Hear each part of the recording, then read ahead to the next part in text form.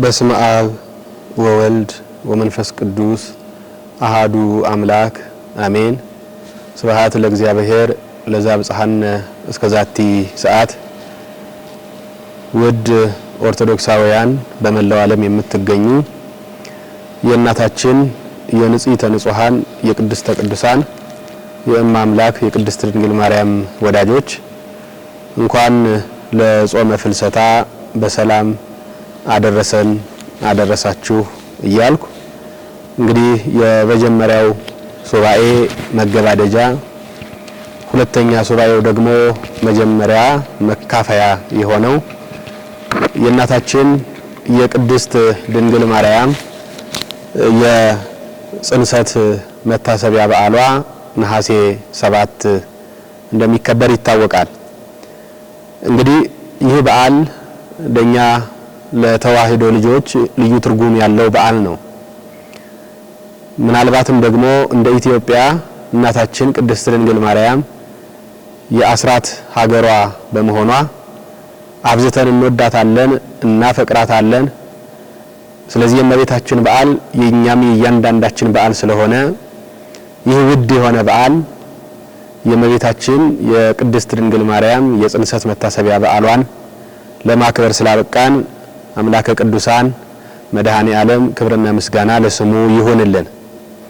እንግዲህ የእመቤታችን የቅድስት ድንግል ማርያም የጽንሰት በዓል ሊቁ እንደሚናገረው ኦ ድንግል አኮ በፍትወተ ደነስ ዘተጸነስኪ፣ ድንግል ሆይ በኃጢአት ወይንም በእድፍ ወይንም በስጋዊ ሩካቤ የተጸነስሽ አይደለሽም ብሎ አስቀድሞ የእመቤታችን የመጸነሷ ነገር ከአይምሮ በላይ የሆነ ብዙ ምስጢርንም የፈታ የብዙ ምስጢር መግቢያ በር እንደሆነ ሊቁ አስቀድሞ ይናገራል። እንግዲህ ቀደም ብለን ይህንን በዓል ስናስብ እመቤታችን ቅድስት ድንግል ማርያም ከመጸነሷ አስቀድሞ ሐናና ኢያቄም እግዚአብሔርን የሚፈሩ እግዚአብሔርን የሚያከብሩ እግዚአብሔርንም የሚወዱ በስጋዊ ሀብት በመንፈሳዊ ሀብትም የበለጸጉ በብዙ እግዚአብሔር የባረካቸው ታላቅ ሰዎች እንደሆኑ ታሪክ ይነግረናል። በዚህ በትልቅነታቸው ልክ ደግሞ የአብራካቸው ክፋይ ይልቁንም ደግሞ የሀብታቸው የንብረታቸው ወራሽ ልጅ እንደሌላቸውና በዚህም ምክንያት እጅግ ያዝኑ ነበረ። ማዘናቸውም ወራሽ ስለማጣታቸው ብቻ አይደለም። በጥንት በእስራኤላውያን ባህል ያልወለደ መካን የሆነ መርገም የደረሰበት እግዚአብሔርን የማይፈራ እግዚአብሔርን የማይወድ እግዚአብሔርም የማይወደው ተደርጎ ይታሰብ ስለነበረ በዚህ ምክንያት ሰዎች ከቤተ እግዚአብሔር ከማህበራዊ ኑሮ ያገሏቸው ነበረ። አለመውለዳቸውን እያዩ ያልወለዱት ከእግዚአብሔር ስላልሆኑ ነው እያሉ ከቤተ እግዚአብሔር ያባረሯቸው ነበረ፣ ፊት ይነሷቸው ነበረ። ሀብት ቢኖር ባለጸግነት ቢከበን በእግዚአብሔር ቤት ካልከበርን በእግዚአብሔር ፊት በሰዎች ዘንድ እኩል ሆነን ካልታየን የኛ ሀብት የኛ እድሜ የኛ ኑሮ ዋጋው ምንድነው እያሉ ያዝኑ ይተክዙ ነበረ። በዚህ ምክንያት አንድ ክርስቲያን ሲያዝን ሐዘኑን ለእግዚአብሔር ነው የሚነግረው። ሰዎች ቢያማክሯቸው ከራሳቸው አንቅተው የሚናገሩት ለራሳቸው የሚመቸውን ነው። እግዚአብሔር ግን ብናማክረው መፍትሄውን ያውቃልና የኛም የመሆን ሁኔታ ሰው የመሆን ሁኔታችንን ያውቃልና መፍትሄውን ይነግረናል። ይህን የሚያደርጉ ግን የእግዚአብሔር ሰዎች ናቸው። በዚህ መሰረት ወደ ሱባኤ ነው የገቡት። ሐናም ኢያቄምም ወደ ሱባኤ ገቡ። እግዚአብሔርን ወደ መለመን ገቡ። እግዚአብሔርን ወደ መጠየቅ ይህ የመከራ ዘመናችን ይለፍ፣ ይህ የመገፋት ዘመናችን ይለፍ፣ የአብራካችን ክፋይ እግዚአብሔር ሆይ ስጠን ብለው ወደ እግዚአብሔር አጥብቀው ለመኑ። እግዚአብሔርም ስዕለታቸውን ሰማቸው። በዚህ ምክንያት የጸሎታቸው ምላሽ የሱባኤያቸው ምላሽ የሆነችው የሁላችን እናት ለድህነታችን ምክንያት የሆነች በንጽህናዋ በቅድስናዋ ተወዳዳሪ የሌላት መልዕልተ ፍጡራን የሆነች መቲተ ፈጣሪ እናታችን ቅድስተ ቅዱሳን ንጽሕተ ንጹሐን ቅድስት ድንግል ማርያም እንደ ፀሐይ ያበራች በነሐሴ 7 ቀን ተጸነሰች ማለት ነው። በዚህ ምክንያት ይህንን በዓል እጅግ በደመቀ ሁኔታ እናከብረዋለን። ምክንያቱም እናታችንን መመኪያችንን ክብራችንን ጌጣችንን ቅድስተ ቅዱሳን ንጽሕተ ንጹሐን ቅድስት ድንግል ማርያምን ያገኘንበት ወደዚህ ዓለም የመጣችበት ማደሪያ ድንኳን ሆና ተሰርታ የተገኘችበት ዕለት በመሆኑ በልዩ ሁኔታ እናከብረዋለን። በሌላ መልኩ እንግዲህ እንደሚታወቀው ይህ የጾመ ፍልሰታ ወቅት እንደሆነ ይታወቃል። ሐዋርያት የጾሙት ጾም እሱን አብነት አድርገን ሐዋርያትን አብነት አድርገን እኛም ዛሬ እንጾመዋለንና የጾማችንም አንደኛው ክፍል 7ኛው ዕለት መገባደጃው በመሆኑ ሁለተኛ በዓል አድርገን እናከብረዋለን።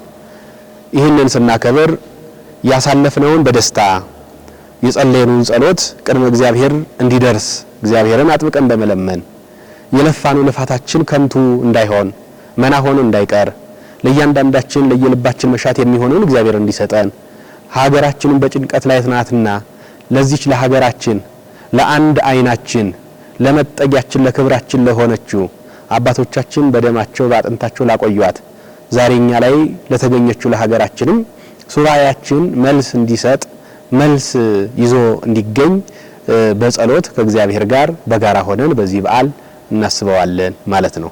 በሌላ መልኩ አንደኛው አልቆ ሁለተኛው የሚጀምርበት በመሆኑ ሁለተኛው ሱባኤንም ደግሞ የመጀመሪያውን በሰላም በፍቅር እንዳስፈጸምከን እናታችን ቅድስት ድንግል ማርያምን ነይ ብለን በልባችን መሻት በእያንዳንዳችን ውስጥ አጥብቀን ለምነናት ጥያቄያችንንም በአማላጅነቷ እንደምትመልስልን ተማምነን ቀጣዩንም ሱባኤ እንዲሁ በበጎ እግዚአብሔር በፈቀደ ባሳለፍነው ብርታት ሁሉ የርሱ ነውና ይህንንም ብርታት ዛሬ ሰጥቶን ቀጣዩን ሱባኤ እንድንፈጽም አጥብቀን የምንለምንበት ጊዜ በመሆኑ ይህ ዕለት እጅግ በጣም ልዩና ድንቅ በዓል ነው።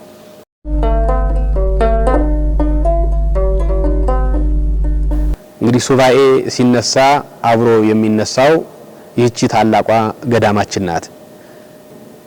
ምናልባትም በሁሉም አንደበት ውስጥ የምትገኝ በሁሉም እዝነ ልቦና ውስጥ የምትደመጥ በሁሉም አይን ውስጥ የምትኖር ይልቁንም በሁሉም ጥያቄ ውስጥ መልስ ሆና የምትገኝ እመገዳማት የዘራ ያዕቆብ እመቤት ስውሯ ጽላት ደብረ ምጥማቅ ጻድቃኔ ማርያም ገዳም ነው። ገዳማችን ሱባኤን የጀመረችው ዛሬ አይደለም። ገዳማችን ከተመሰረተችበት ዕለት አንስቶ ያልተቋረጠ ሱባኤ ይከናወንባታል። ምክንያቱም ከሱባኤ ጋር የሚያያዙ ታላላቅ የበቁ አባቶች የሚገኙበት ገዳም በመሆኑ ምናልባትም ሀገር የሚጠበቀው ዓለም የሚጠበቀው እንደነዚህ አይነት ንጹሃን ቅዱሳን አባቶች በየገዳሙ ድምጽ አራዊትን ጸብአ አጋንንትን ታግሰው ስለሚኖሩ ነው። በደብረ ምጥማቅ ጻድቃኔ ማርያም ገዳም እንግዲህ የዘንድሮ የሱባኤ ሁኔታ በሁለት መልኩ የሚታይ ነው። አንደኛው ሁላችሁም እንደሰማችሁት እንዳያችሁት ያዘንበት ይህም ሐዘን ሁሉም የዓለም ሕዝብ የተጋራው እጅግ አሳዛኝ ክስተት ከሱባኤው በፊት የተከናወነውና በሱባኤያችንም ይህ መንፈስ እስከ ዛሬ ድረስ በጸሎቱም በጉባኤውም በቅዳሴውም እነዚያ የተለዩን ወንድሞቻችንና እህቶቻችን ስማቸው እየተጠራ በጸሎት በጋራ የተቆመበት ሁኔታ ነው ያለው። ይህ አሳዛኝ ሁኔታ በገዳማችን ቢከናወንም ነገር ግን በክርስትና ሕይወት ውስጥ ተስፋ መቁረጥ የሚባል ነገር ስለሌለ ይልቁንም ከትናንትናው ይልቅ የነገው የበረታ ነውና አልጋ ባልጋ የሆነ የክርስትና ሕይወት ስለሌለ በብርታት በጽናት እግዚአብሔርን ማገልገል በገዳማችን ይልቁንም ሱባኤውን ደግሞ በብርታት ማሳለፍ ስለሚገባ በዚህ ሐዘን ውስጥ ሆነን ይህንን ሱባኤ ከስከዛሬው በተለየ መልኩ እያሳለፍን እንገኛለን። ነገር ሁሉም የሆነው በእግዚአብሔር ፈቃድ ነው። ያለ እግዚአብሔር ፈቃድ የሚሆን አንዳችም ነገር የለም። እግዚአብሔር የፈቀደው ነው የሆነው። ብናዝንም እነዚህ ያረፉ ወንድሞቻችን እህቶቻችን በእናታችን በቅድስት ድንግል ማርያም ደጅ በፈቃደ እግዚአብሔር በመሆኑ ይህም ደግሞ ለነሱ መመረጥ ለቤተሰቦቻቸው ድንገተኛ ሐዘን ቢሆንም ለነሱ ግን መመረጥ ስለሆነ በዚህ ቦታ ያረፉ የተባረኩ የተቀደሱ በመሆናቸው በዚህ ቦታ ያረፉ እመቤታችን ቅድስት ድንግል ማርያምን ብለው ስጋውን ደሙን ተቀብለው ንስሐ ገብተው ከቤትሽ አንለይም ከገዳምሽም አንወጣም ብለው ታማኝነታቸውን አሳይተው በመሆኑ ለነርሱ ክብር ነው፣ ለነርሱ ትልቅ ኃይልና አሸናፊነት ነው። ሐዘን የሚገባው በዓለም ውስጥ ለምንኖር ለእያንዳንዳችን ነው። ያልጨረስነው ብዙ ስራ ስላለ ብዙ የሚጠብቀንም ስላለ ማለት ነው። በዚህ ምክንያት ከወትሮው የሱባኤ ሁኔታው የሐዘን ድባብ ያጠላበት ቢሆንም ክርስትና ግን አሸናፊነት ነውና በብርታት ዛሬም በመላው ኢትዮጵያና በመላው ዓለም የሚገኙ የእናታችን የቅድስት ድንግል ማርያም ወዳጆች እንደተለመደው እንደ ጥንቱ አጎበር ጥለው ድንኳን ተክለው ይከትማሉ ተብሎ እንደተነገረው ዛሬም ይህንን አድርገው አዳራሹ ቢሞላም እንኳን ከዚህ አንለይም ብለው አጎበር ጥለው ድንኳን ተክለው ከመቤታችን ከቅድስት ድንግል ማርያም እየተማጸኑ ይገኛሉና በገዳማችን ያለው የሱባኤ ሁኔታ በዚህ መልኩ ይታያል። በሌላ መልኩ ደግሞ እንግዲህ ሱባኤው ረጅም ጊዜ የሚወስድ አይደለም። በጣም የምትናፈቅ ጊዜ ናት። ነሐሴ ጾመ ፍልሰታ የምትናፈቅ ጊዜ ናት። አገልግሎቱ በገዳማችንም በሰፊ ሁኔታ እየተሰጠ ይገኛል። ከማታው ከምሽቱ 2 ሰዓት ጀምሮ የጸሎተ ሰዓታቱ ስርዓት ከምሽቱ 2 ሰዓት ጀምሮ በዚህ በቤተ ክርስቲያኑም በታች በገዳሙም በጋራ በአባቶች መነኮሳት እንዲሁም ደግሞ በካህናት በሊቃውንቱ በጋራ ይቆማል። እንግዲህ ደብረ ምጥማቅን የሚያስብ ሁሉ ጊዜ ባይምሮ የሚመጣው አንዱ አገልግሎት የሰዓታት አገልግሎት ነው። ይሄ አገልግሎት እጅግ በጣም ብዙ ሀብት በረከት ያለው ብዙ ህብረትና አንድነትም የሚፈጥር ገዳማችንንም የሚገልጥ ልዩ አገልግሎት ነው። ዛሬም ቢሆን በዚህ ሁኔታ ውስጥ እንሆን አባቶቻችን ያለ እረፍት ሳያቋርጡ እንደ መላእክት ሆነው ይህንን የሰዓታት አገልግሎት ከምሽቱ 2 ሰዓት ጀምረው እያደረሱ እስከ ጸሎተ ኪዳን ድረስ እስከ ንጋቱ 12 ሰዓት ድረስ በስብሐተ እግዚአብሔር በስብሐተ ነግ ቀጥሎ ከጠዋቱ 1 ሰዓት ሲሆን የሌሊቱ አገልግሎት ይፈጸማል ማለት ነው። ከዚህ በመቀጠል ሁላችሁም እንደምታውቁት እንግዲህ በዚህ ያረፈ ወደ ጸበል የሚሄድ ወደ ጸበል ሄዶ ጸሎት የቀረው ያችን የቀረችውን ጸሎት አከናውኖ 4 ሰዓት ሲሆን ቤተ መቅደሱ ይከፈትና የትርጓሜ የውዳሴ ማርያም የቅዳሴ ማርያም ትርጓሜ ይከናወናል ማለት ነው። እንግዲህ ከ4 ሰዓት ጀምሮ በመምህራችን በጉባኤ ቤታችን ዋና መምህር በሊቀ ሊቃውንት ቴኒታ ነብየ ልዑል አዳሙ አማካኝነት እንግዲህ የትርጓሜ እስከ ቅዳሴ ሰዓት ድረስ ይከወንና ቅዳሴ ከ6 ሰዓት ጀምሮ እስከ 9 ሰዓት ድረስ ይከናወናል። የቅዳሴ ስርዓቱን ሁሉም ከታች ያለው እዚህ ብቻ ስለሆነ በጾም የሚቀደሰው እዚህ መተው በማስቀደስ ያሳልፋሉ ማለት ነው። የቅዳሴው መርሃ ግብር ከተጠናቀቀ በኋላ እንግዲህ ወደ ታች የሚወርደው በአዳራሽ ያረፈው ሕዝብ አስቀድሶ ይወርዳል። እዚህ ያለው ደግሞ ባረፈበት በአዳራሽም ይሁን በድንኳንም ይሁን ገብቶ ያችን ለዕለት የምትሆነዋን ቀምሶ ወደ ማታ የሰርክ ጉባኤ ከ10 ሰዓት ጀምሮ በአውደ ምህረት ይገኛል ማለት ነው። እንግዲህ ከ10 ሰዓት ጀምሮ ደግሞ በአውደ ምህረቱ የምህላ የዝማሬ የትምህርተ ወንጌል መርሃ ግብር በገዳሙ ሊቃውንት አገልጋዮች አባቶች አማካኝነት ይሰጣል። ይህ ከሆነ በኋላ ከምሽቱ 1 ሰዓት ጉባኤው ይጠናቀቃል። እንግዲህ እስከ ምሽቱ 2 ሰዓት ደግሞ ትንሽ አረፍ ተብሎ እንደተለመደው ወደ ሰዓታቱ ይገባል ማለት ነው። እንግዲህ እንደ መላእክት ሆነን ነው የምናሳልፈው ማለት ነው። በጻድቃኔ ማርያም በደብረ ምጥማቅ ጻድቃኔ ማርያም ገዳም ሱባኤ በዚህ መልኩ ነው የሚታለፈው። እንግዲህ በሱባኤ ወቅትም መብላት የሚፈቀድና መበላት ያለባቸውና የሌለባቸው ተብሎም በአባቶች የተፈቀዱ የተከለከሉም አሉ። እንግዲህ በዚህ በሱባኤ ወቅት ሁሉም የሚያደርገው በሶ፣ ቆሎ፣ ዳቦ ብቻ እየቀመሰ ሱባኤውን ያሳልፋል ማለት ነው። ከዛ ውጪ እንግዲህ በአካባቢው ሁኔታ ውስጥ ሆነን በልዩ ሁኔታ ይህንን የሱባኤ ወቅት እናሳልፋለን እና በደብረ ምጥማቅ ጻድቃኔ ማርያም ገዳም አሁን ያለው አሁናዊ ሁኔታ ምን ይመስላል ለሚለው አንድ ነገር ብቻ ማለት እፈልጋለሁ። ይህም እግዚአብሔር ያሸንፋል። ፈተናዎች ሁሉ የሚመጡት አሸናፊ ሊያደርገን ነው። እግዚአብሔር ፈተናዎች መጥተው ነበረ፣ ግን እግዚአብሔር አሸናፊ ሆነን እንድንወጣ አድርጎናል። የምናሸንፈውም ደግሞ በእግዚአብሔር ኃይል፣ በድንግል ማርያም ምልጃ፣ በአባቶቻችን በእናቶቻችን ጸሎት ነውና ይህንን ጊዜ ስለሰጠን እግዚአብሔር አምላካችን ስሙ የተመሰገነ ይሁን። በዚህ ሱባኤ ወቅት 3 አበይት መርሃ ግብሮች አሉን ከሱባኤው ጋር ጎን ለጎን ማለት ነው። እነዚህ 3 አበይት መርሃ ግብሮች የመጀመሪያው እንደተባለው የእመቤታችን የቅድስት ድንግል ማርያም የጽንሰት በዓሏ ነሐሴ 7 ነው።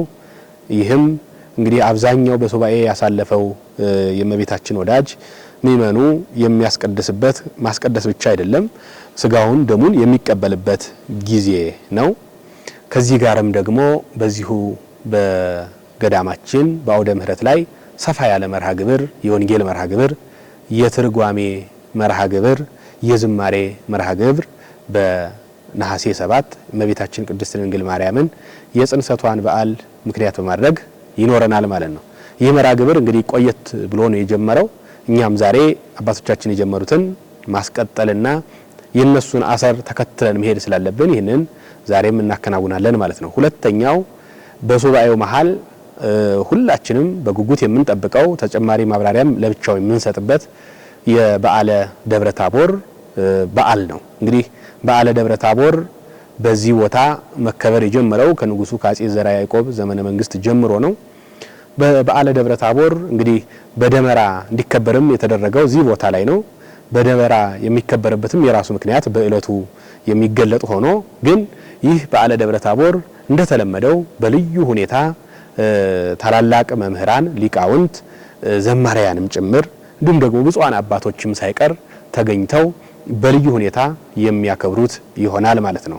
በዚህ ዕለትም እንግዲህ ትርጓሜውም የወንጌሉ ትርጓሜ እንዲሁም ደግሞ ትምህርቱ፣ ዝማሬው በሊቃውንቱም ደግሞ ስብሐተ እግዚአብሔሩ በሰፊው የሚቀርብበትና ሰዎች እንዲያውም ሱባኤውን ያላሳልፉ እንኳን ለዚህ ቀን ብቻ ብለው ካሉበት የሚሰበሰቡበት ልዩ ዕለት መሆኑን ለማሳወቅ እንወዳለን። በሌላ መልኩ እንግዲህ ሶስተኛው የሱባኤያችን መፈጸሚያ የሆነው በዓለ ኪዳነ ምሕረት የእመቤታችን የቅድስት ድንግል ማርያም የዕርገት መታሰቢያ በዓሏን ምክንያት በማድረግ ታቦቱ ከመንበረ ክብሩ ወጥቶ በሰፊ መርሃ ግብር በበዓለ ንግስ የምናከብርበትና የእመቤታችንም ልጆች ሱባኤውን ያሳለፉት ወንዶችም ሴቶችም አባቶችም እናቶችም ወደየበዓታቸው ቅድስት ድንግል ማርያምን ለዓመቱ አድርሽን ሱባኤያችንን ለበረከት አድርጊልን የያዝነውን እንዳንበትን አንቺ አግዢን ብለው የሚሰነባበቱበት ጊዜ ነው ማለት ነውና ይህም ስለሆነ